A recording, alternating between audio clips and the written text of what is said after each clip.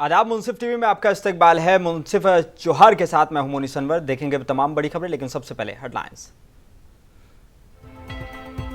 राज्यपाल सीपी राधाकृष्णन कश्मीरी युवा आदान प्रदान समारोह में हुए शामिल। कहा, कश्मीरी हमारे देश की अलग पहचान।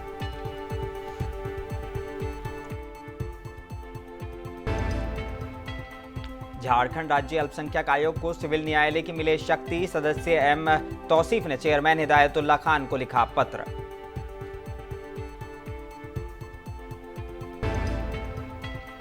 कुबेर खजाने वाले एमपी धीरज साहू पर वार। सांसद आदित्य साहू ने कहा, मोदी की गारंटी नहीं छोड़ेगी।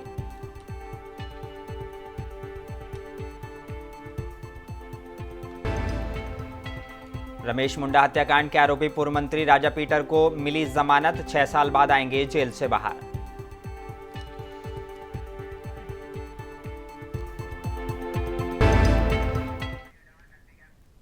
आइए बुलेटिन की शुरुआत करेंगे कुछ अहम और बड़ी खबरों के साथ।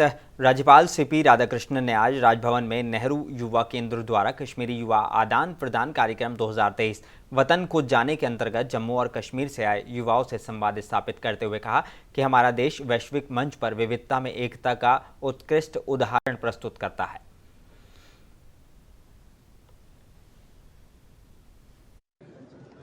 This is Bharatvarsh. It is one country and one people. We speak different languages, no doubt, but it is Ek Bharat, Srashta Bharat. And these type of exchange programs really gives an exposure to the young people who are always living in their own area only. They come and see the other country, and we are receiving them, we are exchanging our views with them, we are exchanging our love and affection with them. It is a great pleasure for everyone, and really this gives an emotional unity. This is Bharatvarsh. It is one country and one people. We speak different languages, no doubt, but it is Ek Bharat, Srashta Bharat. And these type of exchange programs really gives an exposure to the young people who are always living in their own area only. They come and see. Bharatiya Janata party के राज्यसभा सांसद आदित्य साहू जमशेदपुर पहुंचे, जहां अपने समाज के कार्यक्रम में वो शरीक हुए। इस दौरान कांग्रेस के राज्यसभा सांसद धीरज साहू पर वार करते हुए कहा कि इतना पैसा धीरज साहू के घर से मिला है वो गैर कानूनी है। साथ ही इन्होंने साफ तौर पर कहा कि कांग्रेस पार्टी का यही उद्देश्य रहा है, लूटने का, और उसी का नतीजा है कि कांग्रेस पार्टी के सांसद धीरज साहू के घर में लगभग 500 करोड़ रुपए पकड़ा गया है। भले ही धीरज साहू अपने आप को पाक साफ कहें, लेकिन देश और दुनिया की जनता जान गई है कि गलत तरीके से धन अर्जित किया है तो मोदी की गारंटी छोड़ेगी नहीं।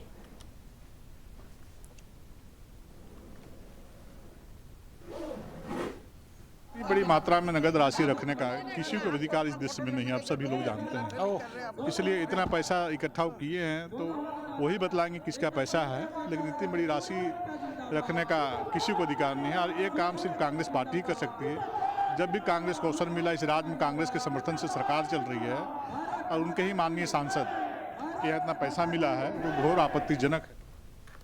और रांची झारखंड राज्य अल्पसंख्यक आयोग के सदस्य डॉक्टर एम तौसीफ ने आयोग के चेयरमैन हिदायतुल्लाह खान को पत्र लिखकर कहा है कि झारखंड राज्य अल्पसंख्यक आयोग 2002 अधिनियम बिहार राज्य अल्पसंख्यक अधिनियम 1991 के तर्ज पर काम कर रहा है।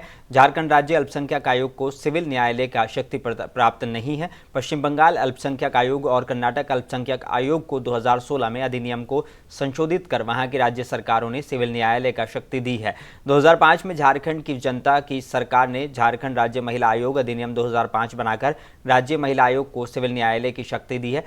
अल्पसंख्यक आयोग के साथ साथ उस समय की सरकार ने सौतेला व्यवहार किया है। सरकार को अधिनियम और में संशोधन करके अल्पसंख्यक आयोग को भी सिविल न्यायालय की शक्ति देनी चाहिए, जो नहीं दी गई।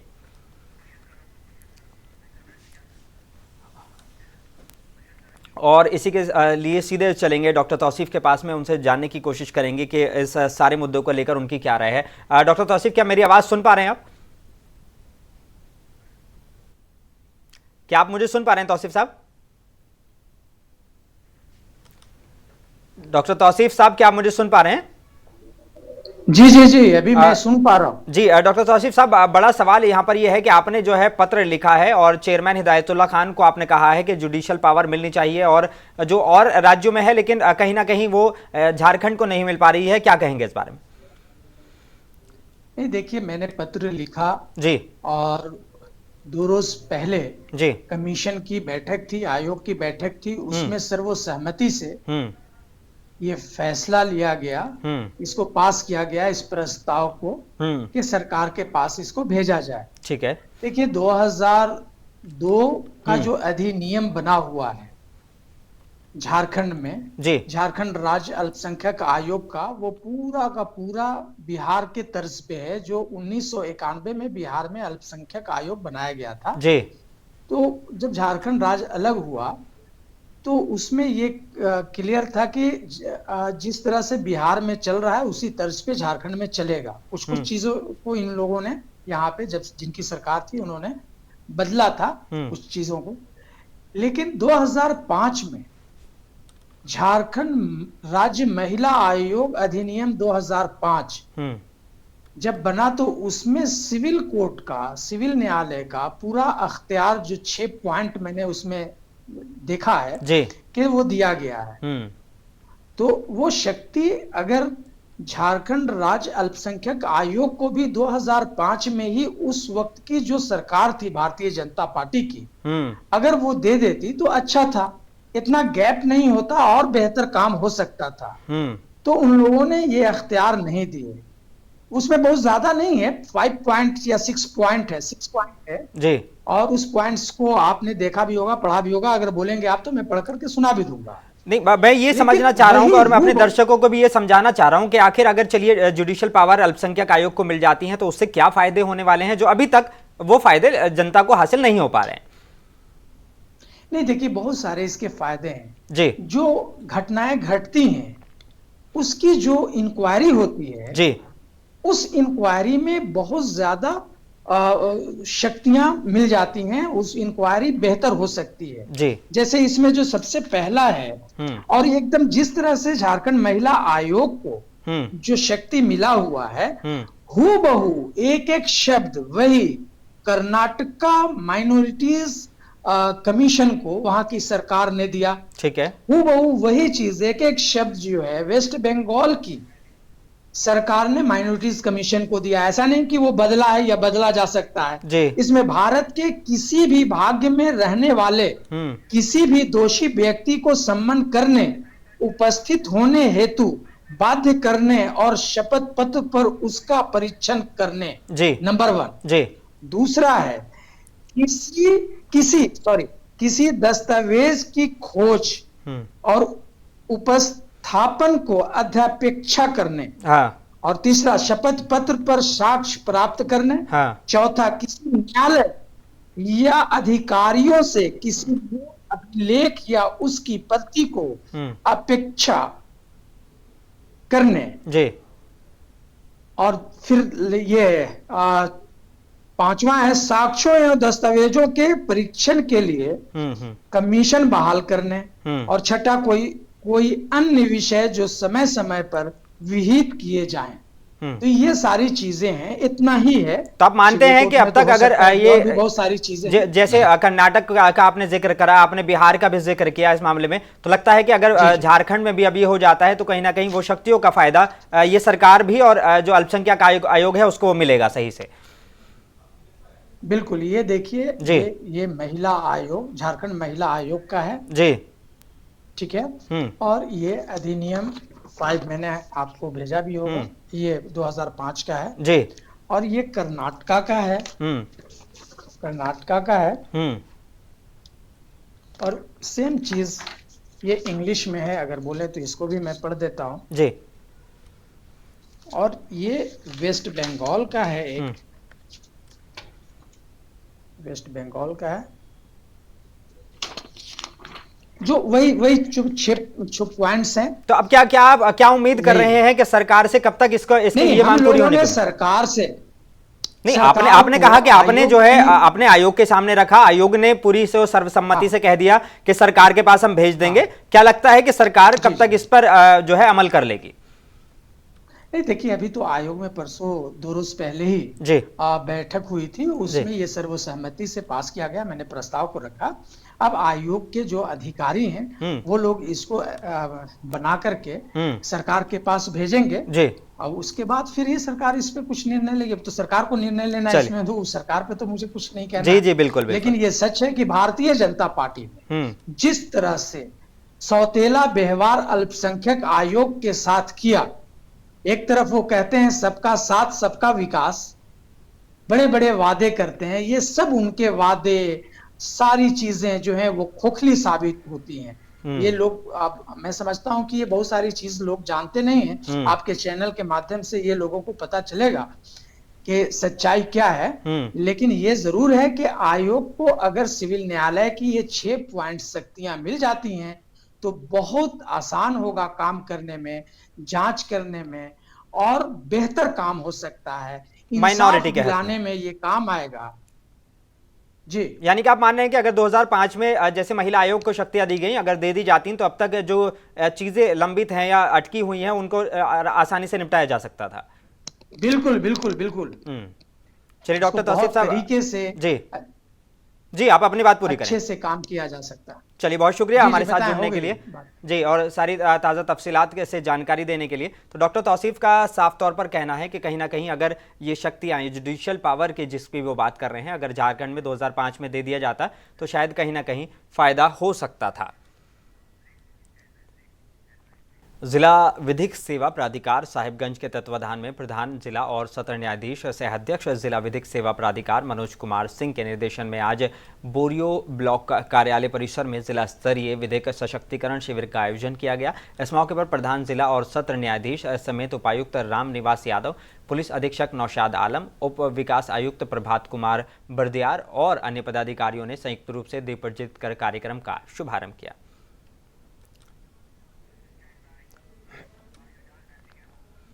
सरकार आपके द्वार आज जामताड़ा सदर प्रखंड के सुपाईडीह पंचायत में आयोजित की गई, जिसमें व्यवहार न्यायालय के सीजीएम कुशवेश्वर सिंह को, जिला विधिक सेवा प्राधिकार के सचिव अभिनव कुमार, एसडीओ अनंत कुमार, बीडीओ प्रवीण चौधरी ने दीप प्रज्वलित कर कार्यक्रम की शुरुआत की, जहां सीजीएम ने सभी स्टॉल का निरीक्षण किया। इस मौके पर ग्रामीणों के बीच परिस्थितियों का वितरण किया और विभिन्न योजनाओं का लाभ दिया गया।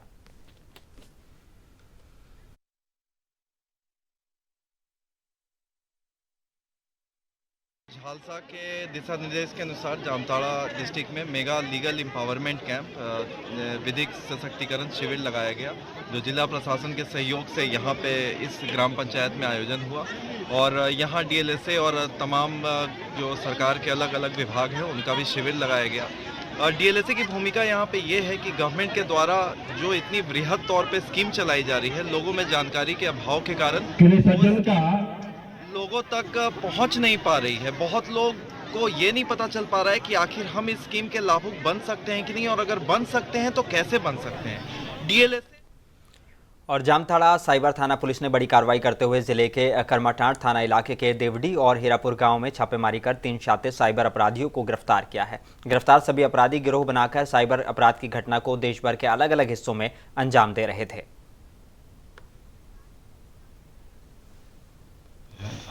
लगातार जो है कड़ी कार्रवाई की जा रही है जामताड़ा पुलिस की तरफ से। इसी क्रम में जो है एसपी जामताड़ा को गुप्त सूचना के आधार पर करमाटांड थाना अंतर्गत हीरापुर और देवडी में छापामारी अभियान चलाई गई, जिसमें 3 व्यक्ति पकड़े गए। आपका चतरा न्यू परिषद हॉल में तहरीके बेदारी कॉन्फ्रेंस का आयोजन किया गया। इसमें जानकारी दी गई कि 19 दिसंबर को ब्लॉक मैदान में अपने अधिकार और अल्पसंख्यकों के उत्थान पर उलेमा इकराम और स्कॉलर्स का भी भाषण होगा। साथ ही मौलाना अतीक मंसूरी ने कहा कि अंटरगंज में 19 दिसंबर को तहरीके बेदारी कॉन्फ्रेंस से जागरूकता अभियान ऐतिहासिक होगा।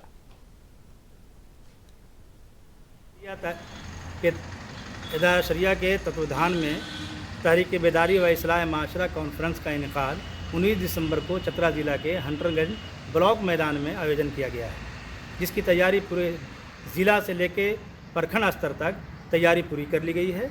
और मुझे लगता है कि 19 दिसंबर को पूरे चतरा ज़िला के अलावा और भी अदर ज़िलों से लाखों की तादाद में लोग वहाँ मौजूद रहेंगे और कॉन्फ्रेंस में शामिल होंगे। ये आयोजन क्यों किया जा रहा है? चूँकि हरिजन एक्ट की तरह मुसलमानों के लिए भी सेफ्टी एक्ट लागू होना चाहिए। सरकार से हमारी डिमांड है और हमारा इदारा शरिया इसी बुनियाद पे तहरीक बेदारी कॉन्फ्रेंस कर रही है। इदारा शरिया के और रमेश सिंह मुंडा हत्याकांड के आरोप में पूर्व मंत्री राजा पीटर को 6 साल बाद उच्च न्यायालय से जमानत मिलने पर तमार विधानसभा क्षेत्र सहित आदिवासी समाज में खुशी की लहर है। वहीं जमानत मिलने की खुशी का असर लोहनगरी जमशेदपुर में भी देखने को मिला। रविवार को सुबह एग्रीको गोलचक्कर में पूर्व मंत्री राजा पीटर के सहयोगी टीम के वरिष्ठ सदस्यों ने सिग्नल के पास सैकड़ों लोगों के बीच लड्डू बांटकर खुशियां मनाई। मौके पर जुगल किशोर मुखी ने कहा कि पूर्व मंत्री राजा पीटर से हमारी टीम का शुरू से व्यक्तिगत संबंध रहा है। हम सभी उन्हें बड़े भाई के रूप में मानते हैं। उन्होंने हर सुख दुख में हम सभी के साथ रहे हैं और उस न्यायालय से 6 साल बाद जमानत मिलने पर हम सभी खुशी मना रहे हैं। फिर से बड़े भाई हम सभी के बीच आ गए हैं। और समस्तीपुर सदर अस्पताल के ओपीडी में कुत्ते को वैक्सीन देने के नाम मरीज से पैसा लिया जाता है। वैक्सीन देने के नाम पर मरीज से 20 रुपए से लेकर 50 रुपए तक की मांग की जाती है। सदर अस्पताल की आए दिन तस्वीरें सामने आती रहती हैं, कहीं डॉक्टर की कमी तो कभी कर्मचारी की कमी तो कहीं वैक्सीन देने के एवज में पैसे की मांग का मामला अक्सर सामने आता रहता है। तस्वीर आने के बाद भी स्वास्थ्य कर्मचारियों पर कोई कार्रवाई नहीं की जाती। सरेआम सदर अस्पताल के ओपीडी में गरीब मरीजों से वैक्सीन देने के नाम पर पैसे लिए जाते हैं और ये स्वास्थ्य कर्मी पैसों की मांग करते हैं। और बिहार की बोधगया में प्रवास कर रहे बौद्ध धर्मगुरु दलाई लामा दूसरे दिन महाबोधि मंदिर को पहुंचे। सुबह के करीब 7:45 पर वो महाबोधि मंदिर में पहुंचे और महाबोधि मंदिर पहुंचकर भगवान बुद्ध के दर्शन किए। वहीं बोधि वृक्ष के नीचे उन्होंने ध्यान लगाया। बैटरी चलित विशेष ई रिक्शा वाहन से बौद्ध धर्मगुरु दलाई लामा महाबोधि मंदिर को पहुंचे थे।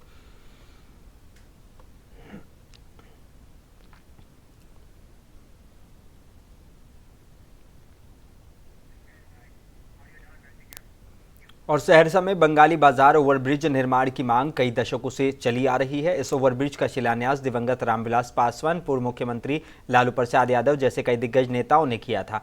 अब तक जितने भी सरकार आई सभी ने ओवरब्रिज निर्माण का सिर्फ आश्वासन ही दिया है, लेकिन ना तो अब तक ओवरब्रिज का निर्माण हो सका और ना ही अब तक ओवरब्रिज निर्माण कार्य ही शुरू हो सका। इसको लेकर नवनिर्माण मंच सहरसा के तत्वाधान में सहरसा कलेक्ट्रेट के सामने प्रदर्शन किया गया और प्रदर्शन के नेतृत्व कर रहे पूर्व विधायक किशोर कुमार मुन्ना ने केंद्र और राज्य सरकार के साथ स्थानीय जनप्रतिनिधियों पर निशाना साधा। वहीं इस प्रदर्शन में सहरसा नगर निगम के 46 वार्ड के पार्षद का भी समर्थन मिला। नव निर्माण मंच के संस्थापक सह पूर्व विधायक किशोर कुमार ने कहा कि ओवरब्रिज के अब तक निर्माण न हो पाने में केंद्र और राज्य सरकार की उदासीनता के साथ स्थानीय जनप्रतिनिधियों की जिम्मेदारी भी तय होनी चाहिए। दोनों सरकारों ने इस मामले में कोर्ट में गुमराह किया है।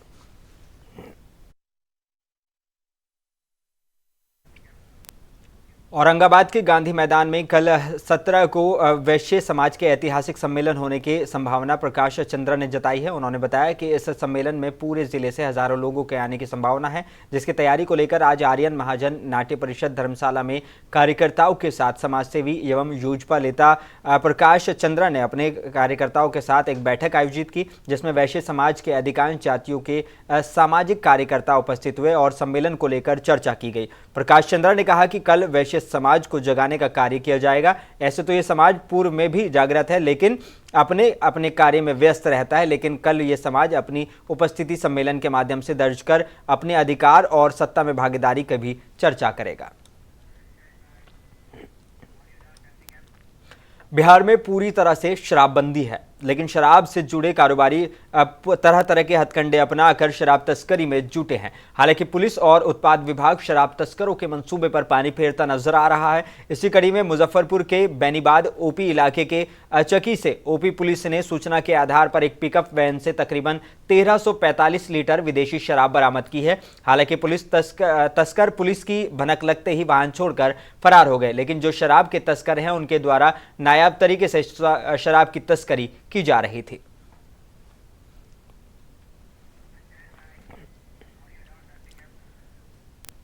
और सहरसा जिले के सिमरी बख्तियारपुर नगर परिषद के रानी बाग में रहमानी टूर एंड ट्रेवल्स का उद्घाटन खगड़िया सांसद चौधरी महबूब अली कैसर ने किया। वहीं इस मौके पर रहमानी टूर एंड ट्रेवल्स के मालिक मुमताज रहमानी ने कहा कि 2016 से लोगों को हज और उम्रा को लेकर जा रहे हैं और यहां रहमानी टूर एंड ट्रेवल्स खुल जाने से अब किसी को कहीं भटकने की जरूरत नहीं पड़ेगी। सभी जगह से सस्ते दामों पर लोग उम्रा पर जा सकेंगे।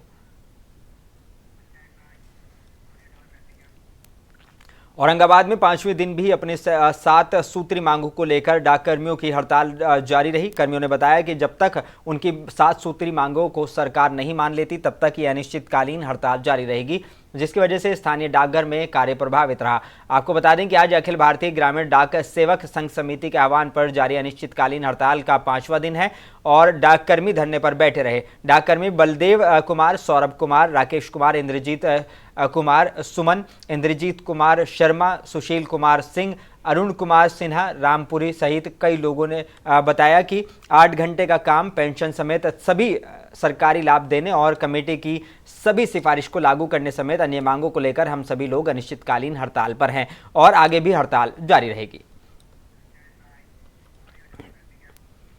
और सुगोली नगर भाजपा के निवर्तमान प्रदेश अध्यक्ष और सांसद डॉक्टर संजय जायसवाल की उपस्थिति में भाजपा के महत्वपूर्ण बैठक संपन्न हुई। बैठक को संबोधित करते हुए सांसद जायसवाल ने सरकार के प्रधानमंत्री विश्वकर्मा योजना, आयुष्मान कार्ड, उज्ज्वला योजना, प्रधानमंत्री आवास योजना सहित कई महत्वाकांक्षी योजनाओं के बारे में कार्यकर्ताओं को जन जन तक पहुंचाने संबंधी कई दिशा निर्देश दिए। वहीं पूर्व मंत्री रामचंद्र सैनी ने कार्यकर्ताओं को आगामी चुनाव को लेकर बूथ कमेटी से लेकर पन्ना प्रमुख और मंडल कमेटी तक सशक्त करने का निर्देश दिए हैं। कार्यक्रम को जिला प्रभारी के रूप में आए पूर्व मंत्री राजेश सिंह, लोकसभा प्रभारी शैलेंद्र मिश्रा, जिला अध्यक्ष अशोक कुमार पांडे और पूर्व एमएलसी बबलू गुप्ता और कार्यक्रम में और कई नेता मौजूद रहे।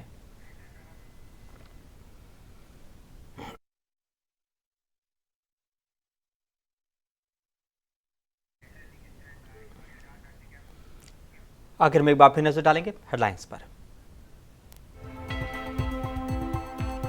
राज्यपाल सीपी राधाकृष्णन कश्मीरी युवा आदान प्रदान समारोह में हुए शामिल, कहा कश्मीर हमारे देश की अलग पहचान।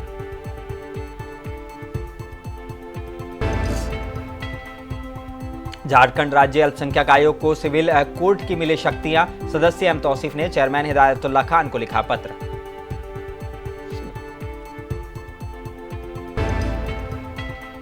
कुबेर खजाने वाले एमपी धीरज साहू पर वार, सांसद अदिति साहू ने कहा मोदी की गारंटी नहीं छोड़ेगी।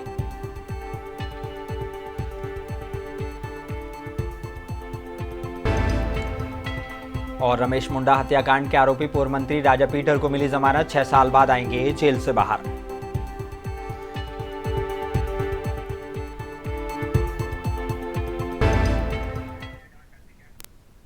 बुलेटिन में बस इतना ही। अपने मेजबान मोनी सनवर को दीजिए इजाजत। आप बने रहिए मुंसिफ टीवी के साथ।